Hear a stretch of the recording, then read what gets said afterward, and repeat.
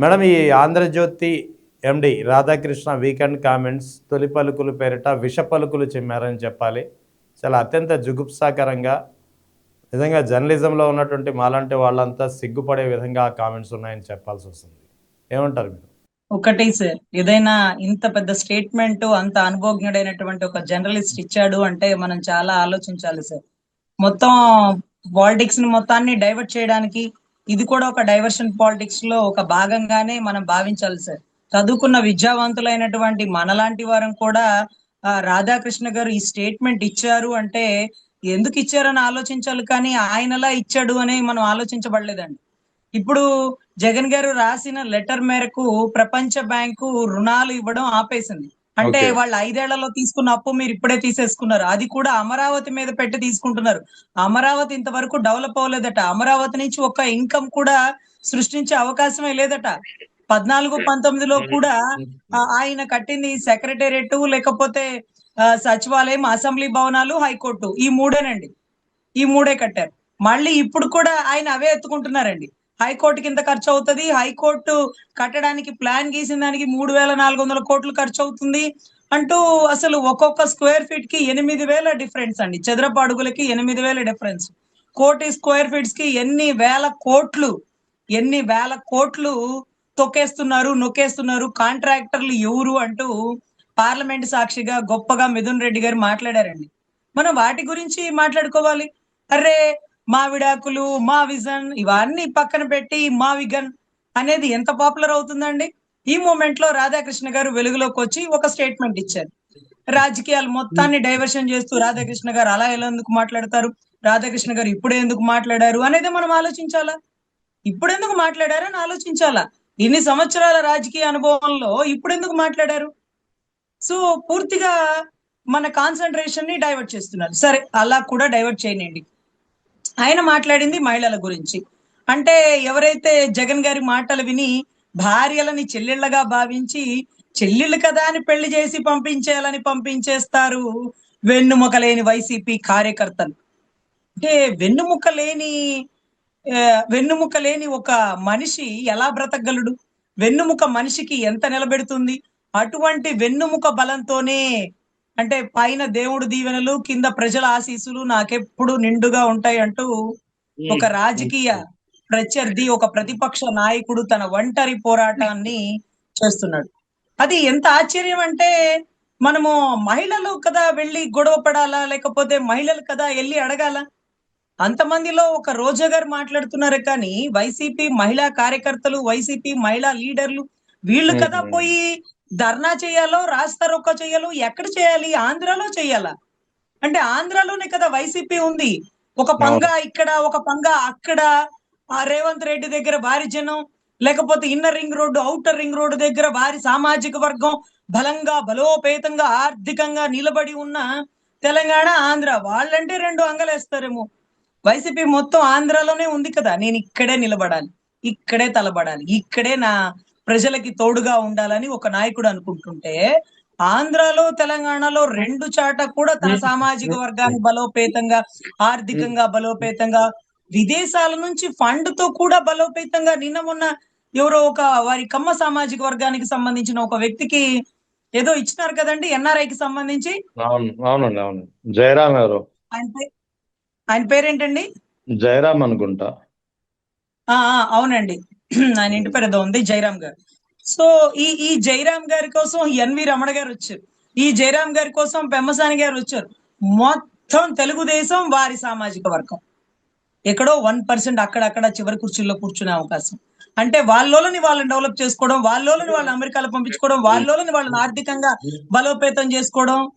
పెట్టరా పేరు అమరావతి, పిలవరా పేరు కమరావతి అంటూ పార్లమెంట్ సాక్షిగా స్టేట్మెంట్లు.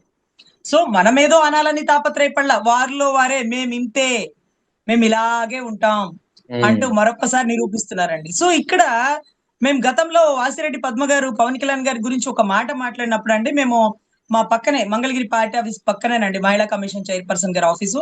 మహిళలందరం పోయి ముట్టడి చేసినామండి. అప్పుడు ఊరుకుంటారండి? కేసులు కట్టినారు, కేసులు కట్టలేదు, అందరిని నిర్బంధించినారనమాట. అందరిని ఒక్కొక్క పోలీస్ స్టేషన్ కి తరలించినారు. సో నేను కూడా నల్లపాడి పోలీస్ స్టేషన్ దగ్గరికి నన్ను కూడా చాలా మందితో పంపించినారండి. సో అంటే మహిళలని గురించి ఒక స్టేట్మెంట్ ఇచ్చినప్పుడు, వాళ్ళ అధినాయకుడు గురించి, వాళ్ళ అధినాయకుడు భార్య గురించి ఒక మాటలు మాట్లాడినప్పుడు అక్కడ మహిళలు రియాక్ట్ అవ్వాలి. అంటే మహిళల్ని ముందు పెట్టి చేసే రాజకీయం మీరు చంద్రబాబు గారి దగ్గర నుంచి ఎప్పుడు నేర్చుకుంటారు వైసీపీ వాళ్ళు? ఎప్పుడు నేర్చుకుంటారు? మీరు అన్ని కట్టడాలు కట్టేస్తారు. కానీ దానికి పబ్లిసిటీ చేసుకోవడం రాదు. For suppose um, for suppose returning వాలండి. మా విజయవాడ మొత్తాన్ని ఏదైతే కృష్ణా నది ముంచెత్తబోతుంటే మమ్మల్ని కాపాడింది ఆ రిటర్నింగ్ వాలండి. ఆ రిటర్నింగ్ వాళ్ళు ఎంత గొప్పగా కట్టినారో తెలుసా సార్? ఎంత గొప్ప ఆర్కిటెక్చరో తెలుసా? ఎంత లైటింగో, సింహాల బొమ్మలు, లైటింగ్లు, చెట్లు, గ్రీనరీ సార్. కానీ సార్ ఇది కాదు సార్ కట్టడం అంటే. కట్టడం కట్టడం గొప్ప కాదు. దాన్ని కట్టామని పబ్లిసిటీ చేసుకోవడం గొప్ప. అదే రిబ్బన్ కటింగ్ కి దేవిశ్రీ ప్రసాద్ గారు వచ్చేవారు. సింగర్ సునీతమ్మ వచ్చేవాళ్ళు. గీతా మాధురి గారు వచ్చేవాళ్ళు. సినిమా యాక్టర్లు వచ్చేవాళ్ళు. ఆవిడెవరో మీనాక్షి చౌదరి గారు అనుకుంటా అండి. ఈ మధ్య టిటిడి టెంపుల్ కి కూడా వెళ్ళి ఆవిడే పబ్లిసిటీ చేసినారు. ఈ బస్సుల్లో వెళ్ళి చూసినారా ఎంత బాగుంది, అంత బాగుంది. యోగాంధ్రకు కూడా ఆవిడే వచ్చారండి మీనాక్షి చౌదరి గారు. అదే అవును. మీనాక్షి చౌదరి గారితో రిటర్నింగ్ వాళ్ళు రిబ్బన్ కట్ చేసి కుర్రకారుతో మంచి పబ్లిసిటీ ఇప్పించి ఉండేవాళ్ళు. మీకు అది చేత కాదు. మీకు అది చేత కాదు. దానివల్ల కష్టం వచ్చినప్పుడు ఓహో ఇక్కడ రిటర్నింగ్ వాల్ ఉంది, అందుకనే నీటి ఒత్తిడి తట్టుకుంటుంది, నీటి ఒత్తిడి దాటి విజయవాడలోకి ఇబ్బంది పెట్టలేదు. పశుపక్షాదులకు అక్కడ ఉండే చాలా మంది గేదెలు అటు ఇటు కట్టేసి ఉండేవాళ్ళండి. ఇప్పుడు ఒక పెద్ద పార్క్ అయిపోయిందండి. సో పబ్లిసిటీ చేసుకోవడం చేత కాకపోతే మనం ఎంత చేసి ఏమి ప్రయోజనం అనేటటువంటి నానుడే ప్రజల్లోకి వెళ్తున్నాను. సో వాళ్ళు దాంట్లో పబ్లిసిటీ పీకండి. నిన్న అరే ఎవరో కట్టిన కట్టడాలకు సంబంధించిన ఓపెనింగ్ కి ఆయన గుమ్మడికాయ కట్టడానికి వచ్చారండి ముఖ్యమంత్రి గారు. గుమ్మడికాయ కట్టడానికి వచ్చారు. తర్వాత ఇంకా చాలా బోర్డు అండి, బోర్డు పెట్టడానికి వచ్చినారు. ఇదేంటి పబ్లిసిటీ అంటే ఇదే పబ్లిసిటీ. మరి ఏ రోజున్నా దిశ పోలీస్ స్టేషన్ ఓపెన్ చేసినారు? ఎక్కడన్నా జగన్ గారు వెళ్ళారా? రిటర్నింగ్ వాళ్ళు కట్టినారు. ఎక్కడన్నా జగన్ గారు వెళ్ళి రిబ్బన్ కట్ చేసినారా? కనకదుర్గమ్మ సంబంధించిన వారధి ఓపెన్ చేసినారు. అక్కడ ఏమైనా రిబ్బన్ కట్ చేయడానికి వెళ్ళారా? ఆ ఓపెనింగ్ ఏమన్నా సినిమా స్టార్లని లేకపోతే క్రికెట్ ప్లేయర్లు ఏమన్నా పిలిపించినారా? బెన్ సర్కిల్ రెండో బ్రిడ్జ్ ఫ్లైఓవర్ అండి. ఓపెనింగ్ ఆయనే, క్లోజింగ్ ఆయనే, చక్కగా ఆయనే బిగిన్ చేసినారు, ఆయనే పూర్తి చేసినారు. దానికి ఏమన్నా వెళ్ళానా? వైజాగ్ కి సంబంధించిన ఎన్ఈడికి సంబంధించిన ఆయన ఏమన్నా వెళ్ళారా? అరే ఇవన్నీ కట్టిన ఆయన హయాంలోనే with in track record 3 years లోనే. కరోనా 2 సంవత్సరాలు పోగా 3 సంవత్సరాల్లో ఏం అభివృద్ధి చేస్తావు, నీకేం వచ్చు అని అందరూ అడుగుతుంటే ఇదిగో ఈ అభివృద్ధి మొత్తం నేనే చేసినానని చెప్పకుండా టకా టకా చేసుకుని వెళ్ళిపోతుంటారండి. దీన్నే కాంగ్రెస్ డిఎన్ఏ అంటారండి. సో కాంగ్రెస్ డిఎన్ఏ పని చేస్తుంది కానీ ప్రచారం చేసుకోవడం చేత కదండి. అందులో ముఖ్యంగా అసలు మీడియా ఛానల్సే ఉండవండి. సో వాళ్ళు అక్కడి నుంచి వచ్చారు కాబట్టి ఆ బ్రీడ్ అలాగే ఉంటుంది కాబట్టి పనిలో పనితనంలో వారిని మించిన వారు లేదు, కానీ పబ్లిసిటీ చేసుకోవడంలో చాలా వీక్ అండి. అదే మనం 10 సార్లు మాట్లాడుకున్న చంద్రబాబు గారు చేసిన పావులకి ముప్పావుల పబ్లిసిటీ చేస్తారండి. సో ఎనీవే రాధాకృష్ణ గారు మాట్లాడిన మాటకి వైసీపీ కార్యకర్తల్లోని మహిళలు రియాక్ట్ అవ్వాలి. మన మహిళా శాఖ మంత్రి గారు ఎవరైతే ఉన్నారో, మన హోంశాఖ మంత్రి గారు ఎవరైతే ఉన్నారో వారి దగ్గరికి వెళ్ళి ఇలా మాట్లాడడం కరెక్ట్ కాదు తల్లి. అప్పట్లో సాక్షిలో ఒక జర్నలిస్ట్ గారు ఇది కరెక్ట్ కాదండి, ఇది కరెక్ట్ కాదు, మీరు ఇలా మాట్లాడడం ఇది కరెక్ట్ కాదు అన్నప్పటికీ, ఒక సీనియర్ జర్నలిస్ట్ అయినప్పటికీ మీరు ఇమీడియట్ గా అరెస్ట్ చేసినారే. అప్పుడు ఎవరు వచ్చినారండి? మగవాళ్ళు వచ్చినారా? అమరావతి ఆడబిడ్డలైనటువంటి మహిళలు వచ్చినారా? మా గురించే మాట్లాడారు కదా. మా మహిళల గురించే కదా, ఎయిడ్స్ మా వల్లే వచ్చింది అన్నారు కదా. సరే అంటూ వాళ్ళే బయటకు వచ్చినారండి. అప్పుడు ఆవిడది మిడ్ వ్యాలీలో అనుకుంటా అండి హౌస్. అక్కడ ఒక పెద్ద హాల్ ఉందండి, నేను కూడా వెళ్ళాను. అప్పుడే అక్కడ చక్కగా అందరు మహిళలందరూ గ్యాదర్ అయ్యారండి. మరి వైసీపీలో మహిళలందరూ గ్యాదర్ అయ్యి మహిళా కమిషన్ ఆఫీస్ ముట్టడో లేకపోతే మహిళా హోమ్ మినిస్టర్ గారి దగ్గరకో వెళ్ళి ఇలా మాట్లాడడం కరెక్టా అండి? వైసీపీ కార్యకర్తలు అంటే మేము ఎంత కష్టపడి పనిచేస్తాం. ఫర్ సపోజ్ మీ పార్టీ కార్యకర్తలు లేదే మీరు లేరు అంటే ఏదో కార్యకర్తల భార్యల గురించి మాట్లాడారని అని హోంశాఖ మంత్రి గారి మాటలు నేను విన్నానండి. ఏదో కార్యకర్తల భార్యల గురించి ఏదో మాట్లాడారని, ఏదో కార్యకర్తలు ఏదో భార్యలు.